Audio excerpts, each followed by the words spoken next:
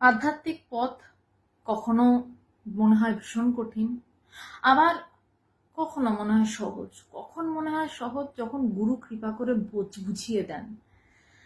ঠিক যেমন একজন নামী হার্ট সার্জন, তিনি এখন হয়তো দারুণ হার্টের সার্জারি করেন, অপারেশন করেন, কিন্তু একটা সময় তিনি এটা করতে পারতেন না। তার ডাক্তারি পথের যিনি শিক্ষক, তিনি তাকে হাত ধরে শিখিয়েছেন, তবেই তিনি আজকে এই অপারেশনটা এভাবে সুন্দর মসৃণ ভাবে করতে পারছেন। তেমনই আধ্যাত্মিক পথে গুরু আধ্যাত্মিকতাটা যত সহজে আপনাকে শেখাবে, ততই আপনার আধ্যাত্মিক বিষয়টাকে সহজ লাগবে।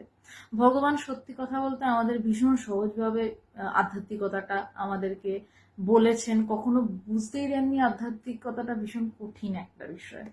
ভগবান আমাদের জন্য 12টা নির্দেশিত সাধনা বলেছেন। সাধনাটা একটা চলার পথ। সেই 12টি সাধনা হচ্ছে, করতে হবে ধ্যান, পড়তে হবে বেদান্ত, খেয়াল রাখতে হবে শরীর, রোধ করতে হবে অপচয়, ভাবতে হবে পরের কথা, হতে হবে স্বনির্ভর অকপট, অভ্যাস করতে হবে ভালোবাসার, বাড়াতে হবে হৃদয়, বিশ্বাস রাখতে হবে ঈশ্বর, গুরু, শাস্ত্র ও নিজের উপর, হয়ে উঠতে হবে পুরো মানুষ, সব শেষে ছাড়তে হবে আধ্যাত্মিকতার অহংকার। হরে কৃষ্ণ বলো।